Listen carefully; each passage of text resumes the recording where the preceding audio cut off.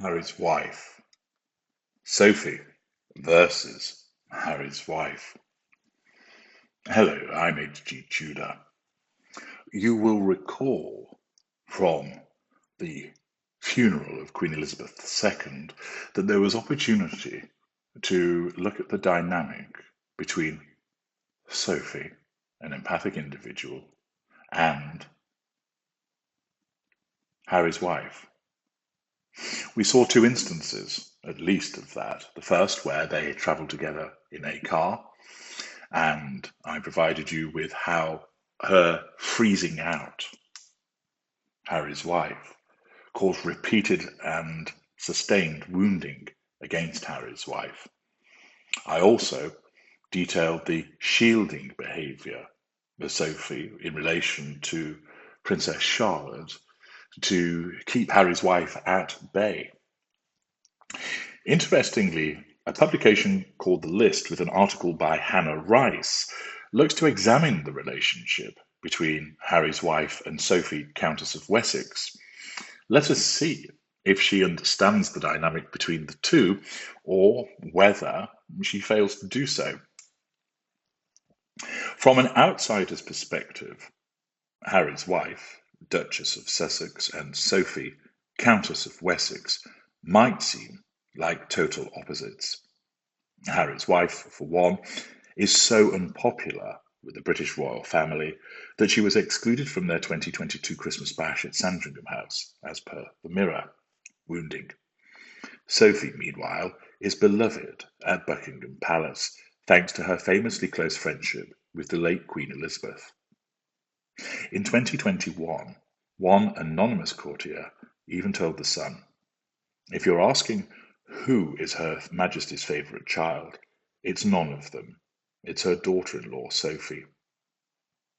Because of these two women's drastically different social situations, it would be easy to assume that they don't get along. However, the reality is much more complicated than that. As seen at Queen Elizabeth's funeral, the Duchess and the Countess neither seem to be best friends nor sworn enemies. Express reported that Harry's wife and Sophie shared a car during the Queen's procession, and while one royal expert, Neil Shawn, reported that Harry's wife almost buckled when informed she would be sharing a car with Sophie, and the reason being is that that's challenge fuel, because she knows that Sophie doesn't like her, and also knows that Sophie won't stand for any nonsense. Another specialist thought that the car ride went swimmingly. Rachel Bowie, the co-host of the Royal Obsessed podcast, opined, per Express, to see Sophie riding in the car with Harry's wife, sometimes you have that one strong person in the family who's kind of keeping everyone together. To me, it seemed like Sophie was that person today. Well, Rachel Bowie, you know nothing about the dynamic between an empathic individual who has drawn a line in the sand and has said, "I'm not tolerating your behaviour any longer. I'm not speaking to you. I'm just going to ignore you. I'm not going to deal with you. I'm sending a clear signal of my contempt for you." And the dynamic with the narcissist also. That individual, to think that it went swimmingly, clearly does not understand the narcissistic dynamic. To put it bluntly, Harry's wife took a beating, figuratively speaking, that day. The article continues. Overall, despite all the royal drama, Harry's wife and Sophie have managed to coexist in relative peace. Well, they're not going to start trying to scratch one another's eyes out and pull one another's hair, so you're never going to have that scenario.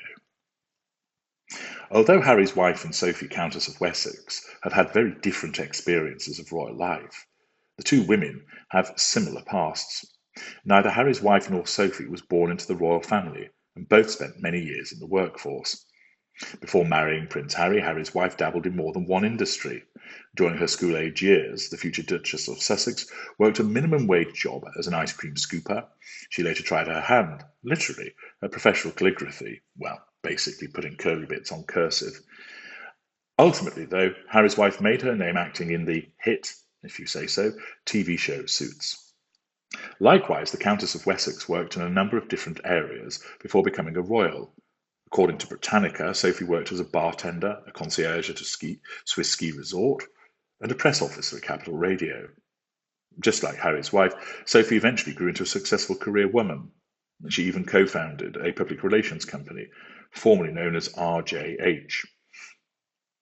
Unfortunately, neither Harry's wife nor Sophie could continue working after joining the royal family. As Harry's wife told the BBC in 2017, she had to transition out of my career, but into the royal role. Similarly, the Wall Street Journal reported that Sophie was forced to abandon her company just 2 years after marrying into the family. Per the outlet, a leaked tape revealed that there were too many conflicts of interest between Sophie's business goals and her royal connections. But notice the difference, of course, between them, whereby both have had to give up, or told that they ought to give up. Harry's wife didn't really, did she? Sophie did so and joined the organisation, keeping her head down, assimilating into it, not causing problems, whereas Harry's wife, because of her narcissism, fought against it. Harry's wife and Sophie, Countess of Wessex, both worked in their younger years, and their similarities don't stop there. The two royal women also have shared interests, especially when it comes to standing up for girls' and women's rights. In an episode of The Royal Beat, Russell Myers, who served as the Mirror's royal editor, noted Harry's wife and Sophie's common passion for women's empowerment. Yes, but again, this is useful to demonstrate that an empath and a narcissist can do similar things, have similar interests, but the driver behind them is completely different. For Sophie, her driver is her emotional empathy. She genuinely and honestly does care about women's empowerment. Harry's wife thinks that she does, but her narcissism makes her utilize that as a means for facade management, false compassion, to assert control over people by causing them to think that she's kind and caring, to draw fuel from them by way of their reactions. The article continues, the similarities between Sophie and Harry's wife are there to be seen. Actually, they aren't similar in terms of what they are. They might be similar in terms of working background, joining the royal family, things they like to do, but believe me, they're poles apart with regard to the actual type of people that they are. Sophie's working with girls' education. She's done a lot of stuff about violence against females in Africa. According to CNBC, Harry's wife has been fighting for women's rights since the age of 11. Well, as part of a group project, and of course, repeatedly bringing that up as part of bringing up the past. As an adult, the outlet reports that the Duchess served as a UN women's advocate for political participation and leadership. Although Harry's wife and Sophie share similar beliefs about women and girls, they have very different ways of promoting their activism, and they also reach different demographics. As Russell Myers shared on the Royal Beat, are the Instagram generation going to be as obsessed with Sophie and Edward Wessex as they are with the Sussexes? Obviously not. The royal editor went on to hint that Sophie and Harry's wife might have even felt some rivalry over promoting the same causes. Well, undoubtedly there would be from Harry's wife, because the Countess of Wessex would be seen as a threat to control. Harry's wife might be famous for struggling to adjust to royal life, but she's hardly the first person to feel this way. For years, royal newcomers like Princess Diana, no Diana, Princess of Wales, and Sarah Ferguson have felt overwhelmed by issues of protocol, press attention, and public criticism. Like her predecessor, Sophie, Countess of Wessex, was not spared a challenging transition to the royal household. But notice, of course, did she go on and threaten memoirs and do tell-all Oprah interviews and have PR puff pieces? No, she did not. Why? Because her emotional empathy recognized that it was better to be circumspect, to be discreet, she considered how it would impact upon other people, and if she felt minded to talk about these things, her emotional empathy prevented her from doing so.